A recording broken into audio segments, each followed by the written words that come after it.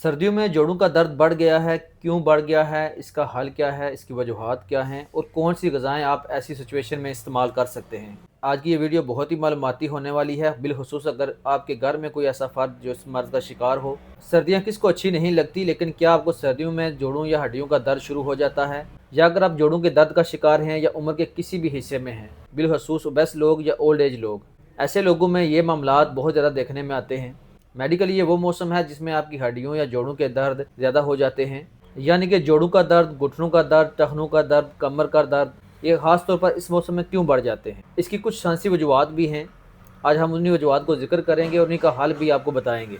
याद रखिए, सर्दी जितनी ज़्यादा होती जाएगी, बढ़ती जाएगी, आपके जोड़ों की स्टिफनेस उतनी ही ज़्यादा होगी, आपको उतनी ज़्यादा पेन होगी, उतने ज़्यादा आपके दर्द बढ़ते जाएंगे। अक्सर लोग आकर कहते हैं, डॉक्टर साहब मेरे जोड़ अकड़ गए हैं, चलने से मुझे ज़्यादा तकलीफ़ होती है या मेरी तकलीफ़ बढ़ जाती है, मुझसे चला नहीं जा रहा, मुझसे हरकत नहीं की जा रही।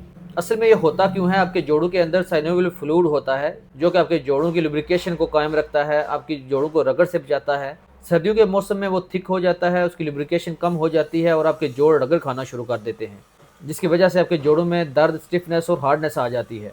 इसी तरह ठंड की वजह से आपकी ब्लड वेसल्स तंग हो जाती हैं, ब्लड फ्लो स्लो हो जाता है। ब्लड फ्लो स्लो होने की वजह से आपके जॉइंट्स, आपके लिगामेंट्स जो हैं वो सख्त हो जाते हैं। इसकी वजह से आपके पट्टे, मसल्स या लिगामेंट्स में खिंचाव आ जाता है, अकड़ाहट आ जाती है। जो ये अकड़ाव या खिंचाव बढ़ता जाता है, आपकी मूवमेंट रिस्ट्रिक्ट होती रहती है।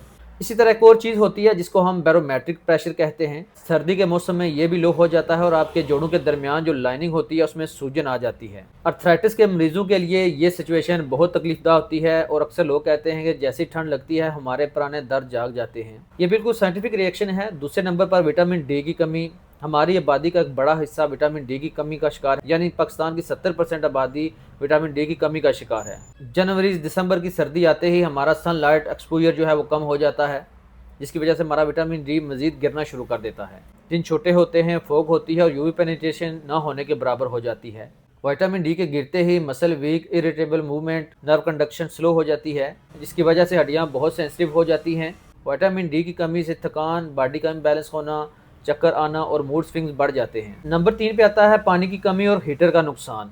सर्दी का एक और हिडन ट्रैप है बॉडी से पानी का कम हो जाना। सर्दी के मौसम में प्यास कम लगती है, पानी कम पिया जाता है, जिसकी वजह से बॉडी डिहाइड्रेशन का शिकार हो जाती है। जितनी ज़्यादा आपकी बॉडी डिहाइड्रेट होगी उतना ही आपके जोड़ ज़्यादा दर्द करेंगे। और क्यों ज़्यादा दर्द करेंगे? साइनोवियल फ्लूइड जो है वो थिक होता जाएगा, उसको थिन करने के लिए भी आपको पानी की ज़्यादा ज़रूरत पड़ती है। इसी तरह आपके पट्टों में पानी की कमी की वजह से कड़ाव आता है जो आपके दर्द को बढ़ाने की वजह बनता है। इसी तरह हमारी विंटर हैबिट्स में हीटर का बहुत इस्तेमाल होता है और यही आदत हमारे लिए नुकसान का बायस भी बनती है। हीटर हमारी डिहाइड्रेशन को मज़ीद बढ़ा देता है। हीटर की वजह से हमारी बॉडी ड्राई होना शुरू हो जाती है। हम ये समझते हैं कि क्रीम्स लगाकर या पेन किलर खाकर हमारा मसला हल हो जाएगा, लेकिन ये ऐसे सॉल्व आउट नहीं होने वाला। ऐसे मसले को हल करने के लिए आपको इंटरनल न्यूट्रिशन की बहुत ज़्यादा ज़रूरत होती है। अब चलते हैं ग़िज़ा और एहतियात की तरफ। रोज़ाना गर्म पानी से शावर लेना आपके साइनोवियल फ्लूइड को थिन करता है।